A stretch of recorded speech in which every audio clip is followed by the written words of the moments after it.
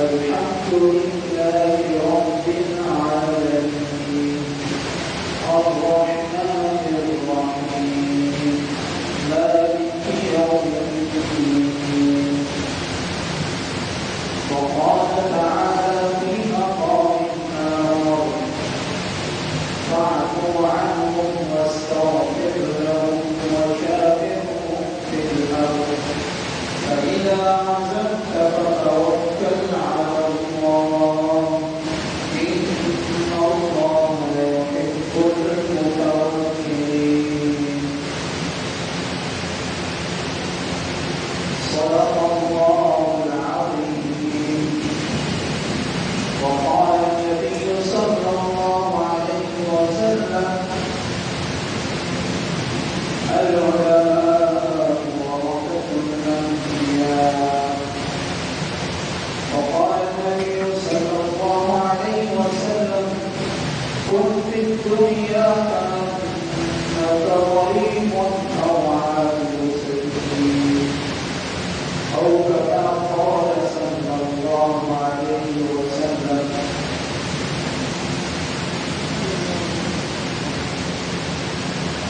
رب اشرح لي صدري ويسر لي أمري واحلل عقدة من لساني يفقهوا قولي.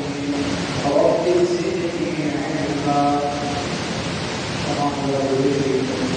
اللهم صل على محمد وعلى آل محمد كما صليت على إبراهيم وعلى آل إبراهيم إنك حميد مجيد.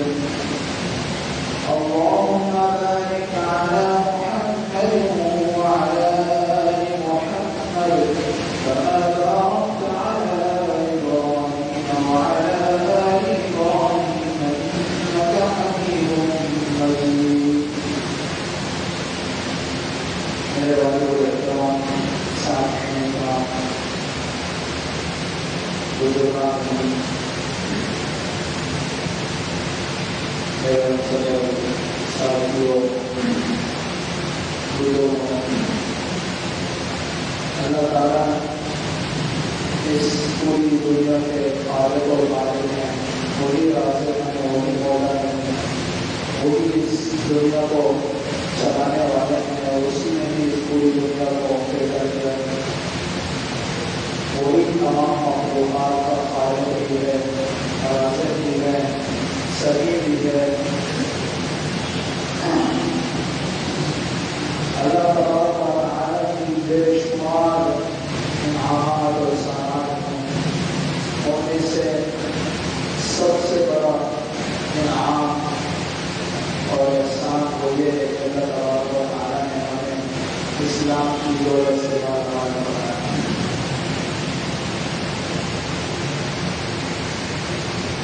میں نے آپ حضرات کے سامنے چند آیتیں سورۃ الفاتحہ کی تلاوت کروائی. الحمدللہ رب العالمین الرحمن الرحیم مالک یوم. ان تین آیات کے اندر اللہ تبارک و تعالیٰ نے تین چیزیں بتائی ہیں. نمبر ایک عقیدہ توحید.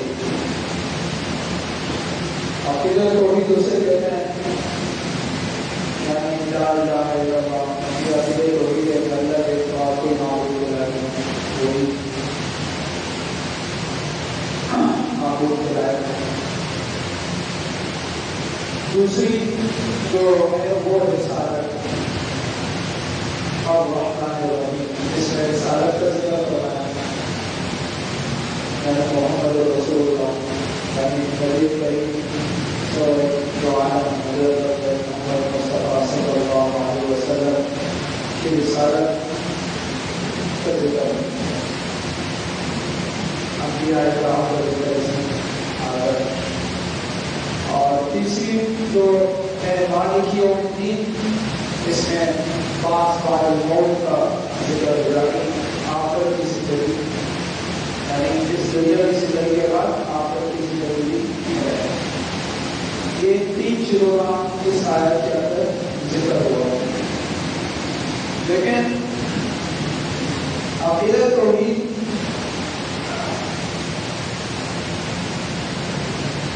ہر مسلمان کا جو ہے ایمان اس وقت مکمل ہوتا ہے، یعنی آدھا ایمان مکمل ہوتا ہے عقیدہ توحید سے، پھر آدھا ایمان مکمل ہوتا ہے عقیدہ رسالت سے. جب یہ دونوں مل جاتے ہیں تو ایمان آدھی کا مکمل ہو جاتا ہے. اگر کوئی عقیدہ توحید پر ایمان ہے، عقیدہ رسالت پر ایمان ہے تو ایمان مکمل ہے. اگر کوئی عقیدہ رسالت پر ایمان ہے، عقیدہ توحید پہ ہے تو پھر ایمان مکمل ہے. ایمان ان دونوں لازم ملزوم ہے، ان دونوں کی ماننے کے بعد ہی آدمی جو ہے مکمل ایمان مکمل مومن کر سکتا ہے.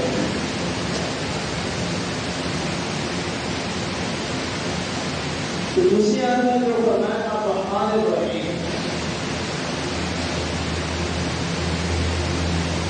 دیکھیں اللہ تبارک و تعالیٰ نے انبیاء کرام کو مبعوث فرمایا کیونکہ رحمت اس چیز کا نام کی کہ جو ہے آدمی جو دنیا میں آ جائے اور اس کو راستہ معلوم ہو کہ بھائی کس راہ پر چلنا ہے، کس میں نہیں چلنا، کون سے راستہ میرے لیے درست ہے، کون سا درست نہیں ہے، کون سا راستہ جہنم کی طرف جانے والا ہے، جنت کی طرف جانے والا ہے.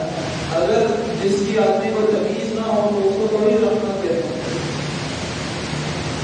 رحمت تو وہی ہے کہ آدمی کو معلوم ہو جائے کسی شخص کے ذریعے کہ بھائی کسی سبب کے ذریعے کہ آدمی کو معلوم ہو جائے کہ جنت کا راستہ کون سا ہے اور جہنم کا راستہ کون سا ہے.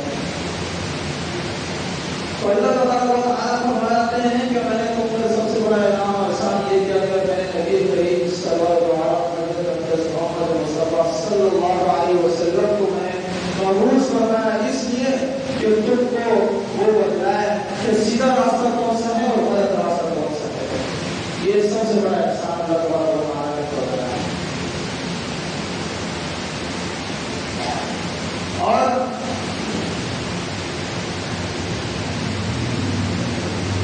اور انبیاء کرام کی بعثت ہی جو ہے یہ رحمت کا تقاضا کرتا ہے. آدمی اسی کی ہدایت اور اسی کی رہنمائی کے مطابق آدمی آگے اپنے راہ پر چل سکتا ہے اور اپنی زندگی کو سنوار سکتا ہے. تو اللہ تبارک و تعالیٰ نے دوسری آیت میں فرمایا کہ میں نے انبیاء کرام کو مبعوث فرمایا. انبیاء کرام نے ہر وقت کے انبیاء کرام آئے اور دین کی رہنمائی اللہ کے احکامات کو جو ہے نشر و اشاعت کی اس کی اور دنیا کے یعنی اللہ کے ساتھ اللہ کے جو احکامات تھے اور دینی جن کی رہنمائی کی وہ جو ہے عوام الناس کے سامنے اور دنیا بھر کے مخلوقات کے سامنے اس کو پیش کیا اور انسان میں اس کی رہنمائی اور اس کی روشنی کے مطابق اپنی زندگی پر آگے چلتا ہے. پھر تیسرے آیت میں اللہ تبارک و تعالیٰ نے آخرت کا ذکر کیا. مالک یوم الدین، حساب والے دن کا جو مالک ہے وہی اللہ تبارک و تعالیٰ.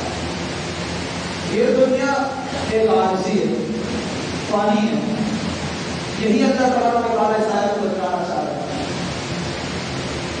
کہ ہم یہ جو اس دنیا کے دو لگے ہوئے ہیں، جو انسان اپنے اس کے پیچھے آ رہے ہیں، کوئی کمپنیاں بنانا، کوئی میلے بن رہے ہیں، کوئی بڑے بڑے بنگلے بن رہے ہیں، گھر بن رہے ہیں، لیکن اللہ تبارک و تعالیٰ اس کا آپ کو یاد دلا رہا ہے، منبہ کر رہا ہے کہ بھائی یہ عارضی ہے، یہ کوئی آپ یہ نہ سمجھے کہ ہمیشہ کے لیے ہے، یہ کچھ وقت کے لیے ہوگا، کچھ پتہ نہیں کہ ابھی موت آ جائے تو یہ سب پتہ کرا رہے گا جتنی محنت آپ کی دنیا کی ہے. آخرت کی زندگی وہ ابدی ہے، یعنی اس دنیا کے بعد جو دوبارہ آخرت کی زندگی ہماری شروع ہوگی وہ ابدی زندگی ہے اور اس پر ایمان آنا بھی ضروری ہے. اگر کوئی اس پر ایمان نہیں لاتا وہ بھی مسلمان نہیں ہو سکتا. یہ ایمان کی تین بنیادی چیزیں اس آیت کا ذکر ہو. پہلا عقیدہ توحید، دوسرا عقیدہ رسالت اور تیسرا بعض بعد الموت پر ایمان لانا. تو اللہ تبارک و تعالیٰ کسی آیت میں یہ فرمانا ہے کہ بھائی آخرت کی زندگی ابدی ہے، اس کے لیے انسان کو جو ہے محنت کرنی چاہیے، فکر کرنی چاہیے، ہر وقت اس کے ذہن کا یہ سوال ہے کہ میں اس دنیا میرے لیے عارضی ہے، آخرت کی طرف مجھے جانا ہے، یہ ہمیشہ نہیں، اس کے بعد مجھے زندگی اس میں بھی پہنچنا ہے، اس کے لیے میں نے کچھ تیاری کی ہے یا نہیں کی؟ دنیا کی تیاری میں تو ہم لگے رہتے ہیں کہ ہم مکان کیسے بن جائے، گھر کیسا بن جائے، کمپنی کے لیے ایسی بن جائے، اور دکانیں 1 سے 2 کیسے ہو جائے، 2 سے 3 کیسے ہو جائے، 3 سے 4 کتنی ہو جائے. لیکن ہمیں معلوم ہر شخص جانتا ہے کہ وہ جتنی دنیا کے لیے وہ فکر کرتا ہے، محنت کرتا ہے، رات دن اپنا کو ٹھکاتا ہے، کیا وہ آخرت کے لیے تیاری کرتا ہے نہیں کرتا. لیکن اللہ تبارک و تعالیٰ خود فرماتے ہیں اولم یروا انا خلقنا لهم مما عملت ایدینا انعاما اولم یروا انا خلقنا لهم مما عملت ایدینا فهم لها مالکون. سورہ یاسین کی آیت ہے. یعنی ہم نے خود اپنے ہاتھوں سے بنائی ہوئی چیزیں ان کو ہم نے پیدا کی خود، اور وہ ہم کو جو ہے مالک بنایا ہوا. لیکن وہ میں نے عارضی طور پر بنائی، صرف زندگی بسر کرنے کے لیے میں نے اس کو بنائی ہے. آدمی اس کے ذریعے سے ان نعمتوں کے ذریعے سے اللہ کا شکر ادا کر سکے، اور ان نعمتوں کے بدلے جو ہے وہ اپنی عبادت، اللہ کی عبادت کر سکے، اللہ کے احکامات اور رسول اللہ صلی اللہ علیہ وسلم کی جو سنت ہے اس کو اپنا سکے. لیکن آپ صلی اللہ علیہ وسلم کی زندگی دیکھیں. آپ صلی اللہ علیہ وسلم کی ایک حدیث ہے، مطلب ابو ہریرہ رضی اللہ تعالیٰ عنہ سے روایت ہے کہ فرماتے ہیں قیامت کی نشانیوں میں سے ایک نشانی یہ ہے کہ لوگ بڑے بڑے محلات بنائیں گے اور گھر بنائیں گے، اور اس میں جو ہے نقوش بنے ہوں گے، اس طرح کے جیسے گھروں کے اندر نقوش بنے ہوں گے نا، ڈیزائننگ وغیرہ، اس طرح کے ڈیزائنوں کی شکلوں میں لوگ گھر بنائیں گے. اور یہ قیامت کی نشانیوں سے نشانی بتائے. اس کا مطلب یہ نہیں ہے کہ ناجائز ہے. اگر آپ اس مفتی صاحب کے پاس نہیں کہ وہ ناجائز کا بابا نہیں دیں کہ بھائی جس طرح کے نقوش بنانا آپ کو یہ دیں کہ بھائی اگر اس کی تصویری شکل نہیں ہے تو جائز ہے، بنا سکتے ہیں. لیکن اس میں آپ صلی اللہ علیہ وسلم ہمیں یہ بتا رہے ہیں کہ دنیا میں اتنے مرحوم ہو جائیں گے کہ آخرت کو بھول جائیں گے. یہ لوگ دنیا کی زیب و زینت میں لگ جائیں گے اور کسی میں دن رات اپنا کو اٹھا لیں گے، اور آخرت کوئی فکر ہی نہیں ہوگی. تو اسی طرح ایک دفعہ آپ صلی اللہ علیہ وسلم ایک جگہ سے گزر رہے تھے، صحابی جو ہے وہ جھوپڑی سی تھی اس وقت بنا رہے تھے. تو آپ صلی اللہ علیہ وسلم وہاں سے گزرے اور فرمایا معاملہ تو اس سے بھی تیز ہے، جلدی ہو گئے سے، یعنی آخرت اور کچھ پتہ نہیں، یعنی بنانا ہے اسی میں موت آ جائے. تو فرمایا کہ آپ موت تو اتنی تیز ہے آنے والی ہے، اور آپ جو ہے دنیا کی فکروں میں اتنے لگے ہوئے ہیں کہ آخرت کو بھول گئے. اس میں ہمیں یہ بتانا ہے کہ دنیا کی زندگی میں گھر بھی بناؤ، جو بھی مطلب کہ اپنی ضرورت کے مطابق گھر بھی بنائے، بنگلہ بھی بنائے، لیکن اس میں آخرت کی فکر بھی انسان کے دماغ میں سوال ہونی چاہیے کہ مجھے آخرت میں بھی اگلی زندگی کے لیے مجھے آگے جانا ہے، اور اسی کے میں کیا تیاری کر رہا ہوں، کچھ کر رہا ہوں یا نہیں کر رہا. صحابہ فرماتے ہیں کہ ہم حضور صلی اللہ علیہ وسلم کی جب مجلس میں بیٹھتے تھے تو ہمیں آخرت کے مناظر یاد آتے تھے. جب ان کی نصیحتیں سنتے تھے تو ہمارے ذہنوں میں وہ پوری آخرت کا جو ہے جنت اور جنت ہمیں نظر آ رہی ہوتی. اتنا ہم کو فکر ہوتی تھی آخرت. اور ہم یہاں پر ایک مجلس سے بیٹھے ہوئے ہیں، یہاں پر اگر کوئی بیان کرتے اس وقت ہم وہ جھوٹ بھی بولتے ہیں کہ ہم جو ہے عمل کریں گے اور اپنا، لیکن یہاں سے گیٹ سے باہر ہوئے سب کچھ کیا اپنے عیاشوں میں لوگ آپ نے کوئی کیا. علماء کرام بزرگان دین یہ لوگ بیان کرتے ہیں، نصیحت کرتے ہیں، وہ ہمیں اس لیے کرتے ہیں کہ ہم اس کا عمل بھی کریں، عمل کی نیت سے اس کو سنا کریں. آپ صلی اللہ علیہ وسلم کی آپ زندگی دیکھتے ہیں کتنی دنیا سب کو محبت. ایک جھوپڑی میں رہتے تھے، کھجور کے درخت کے تنے تھے، اس کے گھر بنا تھا، چھت بنی تھی اور اس کا ہی گھر تھا. اور فرماتے ہیں کہ وہ اتنا چھوٹا سا کمرہ رہا تھا کہ آدمی جو ہے جو سجدہ کرتے تھے مشہور سجدہ، جب نماز کے کھڑے تو مشہور سجدہ ہو سکتا تھا اس میں، اتنا معمولی سا کرنا. کیوں؟ دنیا کی کوئی فکر نہیں ہے کہ دنیا بس ضرورت کے لیے جتنا استعمال آیا ہوا. آپ صلی اللہ علیہ وسلم فرماتے ہیں دنیا کیا چیز ہے؟ میں تو میری مثال ایسی جیسی ہے کہ ایک آدمی سوار ہونا راستے میں چل رہا ہوگی کسی منزل کی طرف، تو اس کو جو ہے راستے میں وہ عیاشی نہیں کرتا کہ میں یہی راستے پہ پیسہ لگاؤں گا، تو اپنے منزل کی فکر کروا دے کہ کسی جلدی اپنے منزل کو پہنچ جاؤں. آدمی یہاں سے حیدرآباد جاتا ہے تو راستے میں جو ہے وہ اس کو یہی فکر لگی ہو نہیں کوئی مسئلہ راستے میں نہ آ جائے، گاڑی کا مسئلہ نہ آ جائے، کسی قسم کا مسئلہ ہو جائے، جلدی سے میں اپنے منزل مقصود پر حیدرآباد پہنچ سکوں. اس کو یہ فکر لاحق ہوتی ہے. ہم اس طرح لاحق ہیں.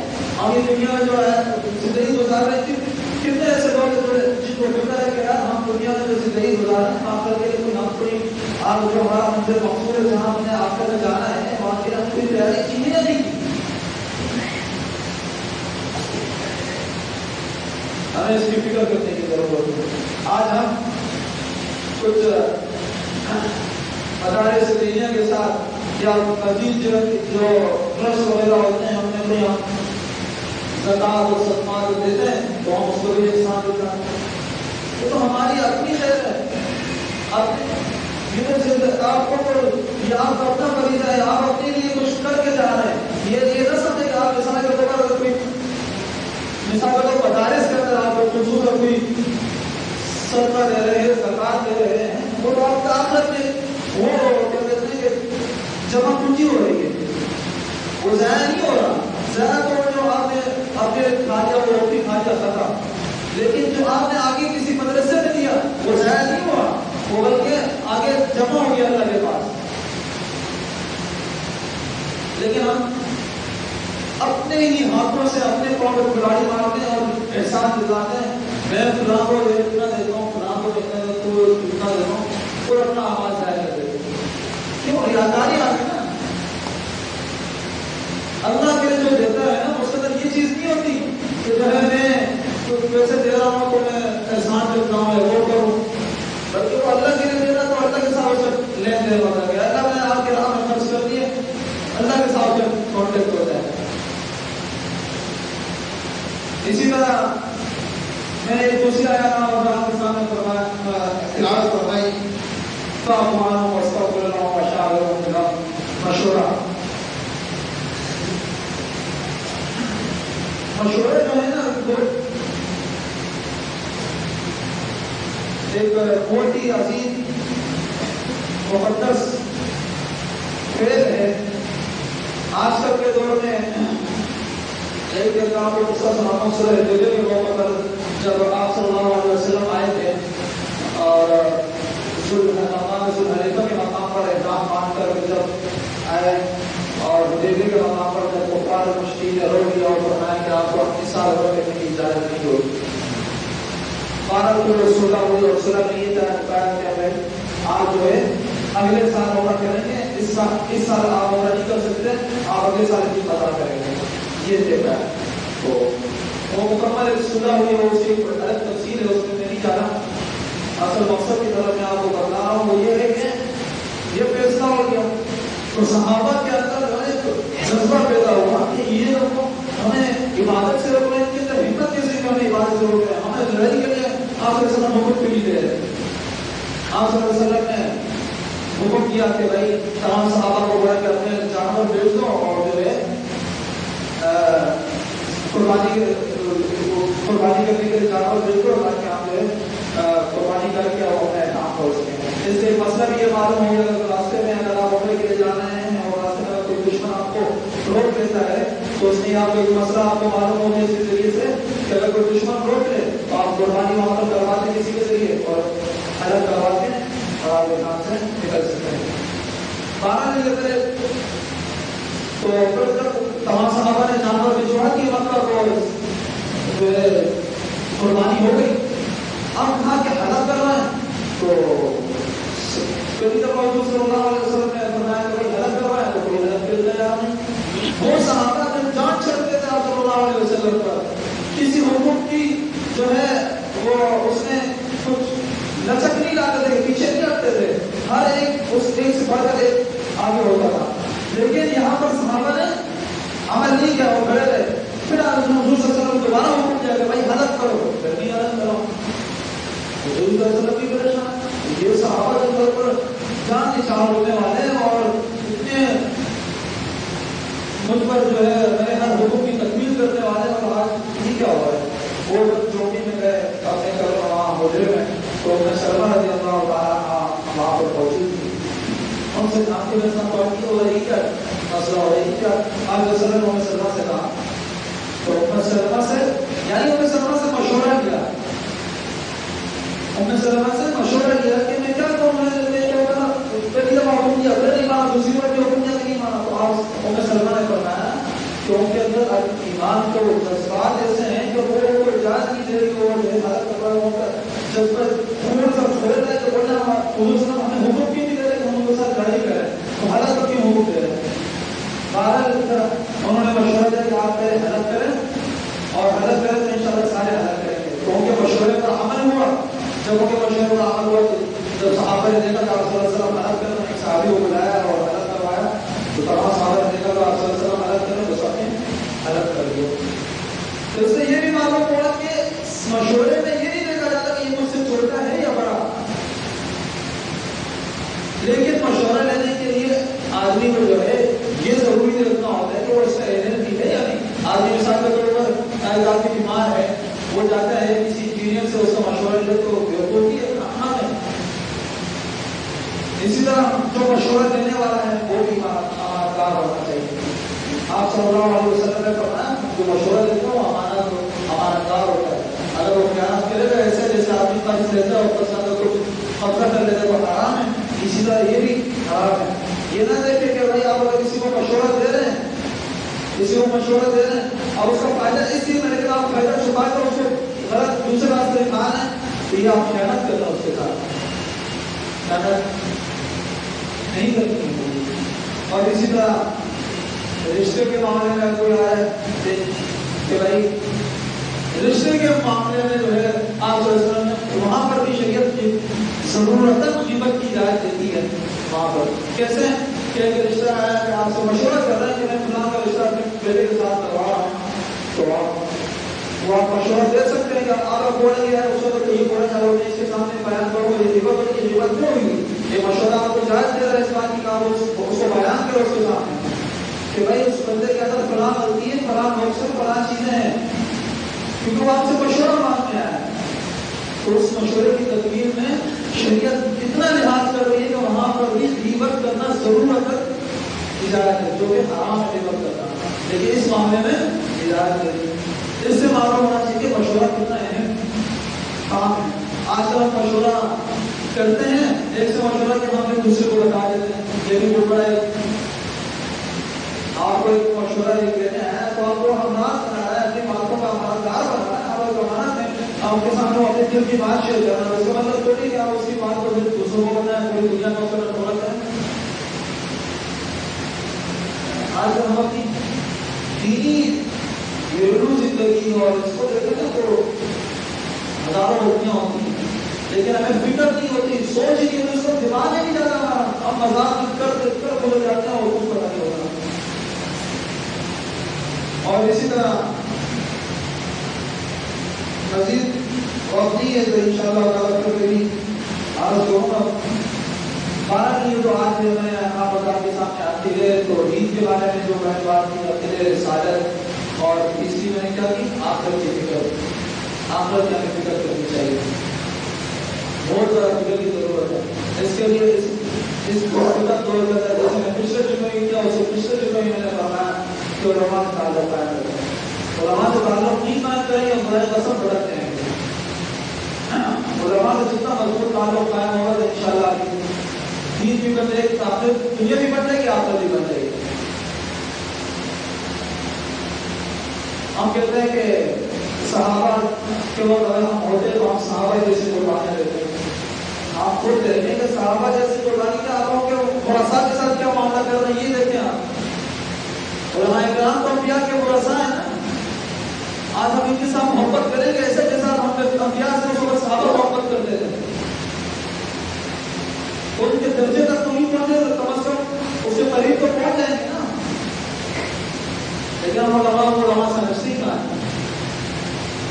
بڑے دعوے کرتے ہیں کہ ہم صحابہ سے زیادہ حضور صلی اللہ علیہ وسلم کے عاشق ہیں اور فلاں فلاں. اس وقت صحابہ تھے، آپ ہمیں صحابہ آپ وسلم کے وارثین تھے نا. آج وہ کون ہے؟ آج انہیں کو وارثین نہیں، علماء کرام ہی تو ہیں. آج ہم علماء سب کے ساتھ شروع کر رہے ہیں، خود ہر جانتے ہیں. جو اچھا شروع کرتا ہے تو بہت اچھا، جو نہیں کرتا اس کو فکر کی ضرورت ہے. علماء سے تعلق قائم کرے. اللہ تعالیٰ ہم سب کو دین کے صحیح راستے پر چلنے کی توفیق عطا فرمائے.